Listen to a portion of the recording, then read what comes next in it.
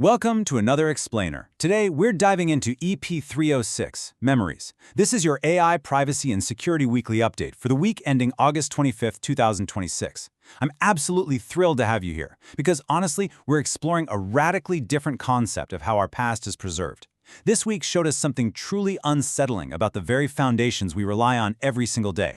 Memory is infrastructure. Now, when you hear that, your mind probably jumps right to your brain, right? Your childhood, your personal experiences. But we aren't talking about biological memory today. We're talking about the digital kind, the hidden digital traces we leave behind, the cameras, servers, databases, and fiber optics that store, transmit, and process the moments we don't think twice about. A photo, a location, a face, a transaction. Every memory leaves a trace, and as you'll see, most of us have absolutely no idea who's holding those traces or what they're doing with them when we aren't looking. Okay, let's dive into this. Digital memory is essentially the physical architecture of our modern lives, and this week's data revealed just how incredibly vulnerable this architecture truly is. From backdoors in traffic systems to border officials locking you out of your own data, we are building AI systems on foundations so fragile it's actually kind of terrifying. So, here's our roadmap for today's Explainer. 1. The hardware of memory. 2. Surveillance and pattern matching. 3. Losing your digital identity. And 4. The future of memory. Let's jump right into Section 1, the hardware of memory. 279. That is the number of brand new Cordon Pro M traffic cameras in Slovakia that were just discovered to have Russian backdoors built right into them. Imagine this.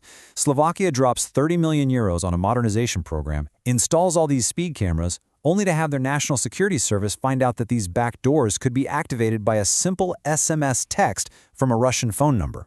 Seriously.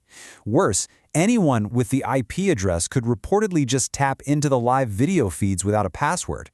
This wasn't some clever hack after the fact. This vulnerability arrived straight from the factory before the cameras were even plugged in. And this kind of supply chain contamination connects directly to another massive hardware story from this week. Taiwan just indicted 9 people for illegally exporting 74 restricted NVIDIA AI servers to China. They didn't break in and steal them. They just used false paperwork to make the hardware disappear into intermediaries across Indonesia, Japan, and Hong Kong. The critical takeaway here for you is this. The moment you lose visibility into where your technology goes or where it comes from, someone else controls what it does. If you lose supply chain visibility, you literally lose control of your digital memory. Moving on to Section 2, Surveillance and Pattern Matching. Let's see what happens when we give machines the power to interpret our behaviors. Flock Safety has built an AI system called OS Investigate. And look, they aren't just reading license plates anymore. This system can ingest feeds from over 6,000 communities and run population-scale AI pattern matching. It searches for vehicles frequently visiting a neighborhood, traveling between locations, or moving together. It's looking at patterns of movement and then working backward to identify the actual people involved. It is quite literally conducting population-scale behavioral archaeology. Now, AI is increasingly making real-world decisions based on these vast memory archives. Pivot over to the UK with me for a second. Sainsbury's deployed an AI facial recognition system that boasts an incredibly high accuracy rate of 99.98%. On paper, that sounds practically flawless, right? Well, Matt Arnold was the 0.02%. He was just shopping for supplies when store managers refused to serve him and literally escorted him out. An AI system falsely accused him of a crime that never happened, putting a big red circle around his face on a CCTV screen. A human manager blindly trusted the machine over reality, totally ignoring the fact that Arnold was just standing there shopping normally. It's a really stark reminder, when AI makes an accusation, don't just ask how accurate the system is.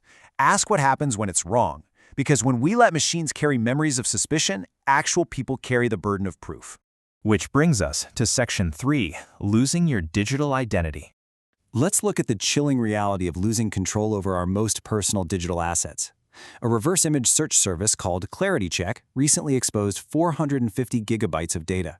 We're talking about 9 million image files containing faces, profile pictures, and screenshots. A person's face was exposed 9 million times over, all left wide open to anyone with a web browser just because of an unsecured storage bucket. These people never agreed to have their faces collected, and now they're just data points in an archive that scammers and deepfake generators can easily access. The upshot here is absolutely terrifying. Your biometric identity is not like a password you can just reset after a data breach. You can never reset your face. Once it's gone, it's out there forever. This conflict over who exactly controls our digital memories recently came to a head at the U.S. border. On one side, we have U.S. Customs and Border Protection. They maintain they have broad lawful authority to search electronic devices of anyone crossing the border to enforce national security and combat crime. On the other side is activist Samuel Tunick. When asked to hand over his device, Tunick entered a duress passcode that wiped his Graphene OS Pixel phone entirely clean. He's now facing federal felony charges for obstruction. Now, looking at this impartially, we have a massive collision of principles here. The government's stated mandate to secure the border versus an individual's claim that their personal digital memory belongs to them alone. Tunick's own words anchor the core of this debate perfectly. He argues that just the mere knowledge of a government peering into a private life is a violation of fundamental rights. What sits perfectly between the government's stance and Tunick's stance is the defining question of our era. Who actually controls memory? The person who lived it, or the institution that claims the right to inspect it? This is exactly the frontier where individual liberty and state surveillance intersect. Finally, Section 4, the future of memory. So where is all this heading? Well, this brilliantly illustrates one of the biggest hurdles in modern AI, the von Neumann bottleneck. Right now, conventional computers waste enormous amounts of power just shuttling data back and forth between where it's stored, the memory, and where it's processed. To fix this massive AI power drain, US researchers are looking at something completely revolutionary. They are combining synthetic DNA with semiconductor technology. Yeah, you heard that right. Biological memory for AI. Researchers have created a hybrid memory device capable of storing and processing information in the exact same physical location, mimicking how biological systems actually work. While there's still massive hurdles to overcome, like DNA sequencing speeds and error rates, the next generation of AI might literally run on ultra-low power biological memory. Imagine an AI infrastructure that doesn't need massive, power-hungry data centers, but instead runs efficiently on edge devices anywhere in the world. Meanwhile, as we experiment with biological memory in the West, researchers in China just hit a massive milestone in physics, 420. They successfully demonstrated quantum entanglement across 420 kilometers of standard, already existing optical fiber. They converted photons to a telecommunications wavelength to preserve the incredibly fragile quantum connection over this huge distance.